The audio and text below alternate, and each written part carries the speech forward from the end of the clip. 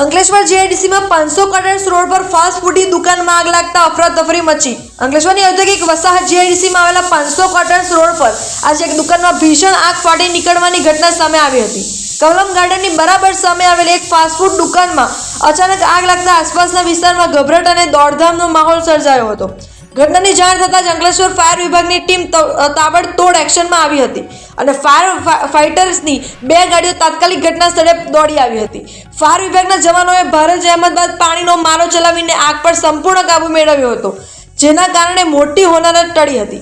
પ્રાથમિક માહિતી મુજબ આ દુર્ઘટનામાં કોઈ જાનહાનિ થઈ નથી, પરંતુ આગને કારણે દુકાનમાં રાખવામાં આવેલ રાસ રચીલું અને ખાદ્ય સામગ્રી બળીને ખાખ થઈ જતા દુકાનદારને મોટું આર્થિક નુકસાન પહોંચ્યું છે। વ્યસ્ત વિસ્તાર હોવાથી આગના સમયે મોટી સંખ્યામાં લોકો એકઠા થઈ ગયા હતા, જોકે ફાયર ટીમની સમય સૂચકતાને લીધે આગ વધુ ફેલાતા અટકી હતી।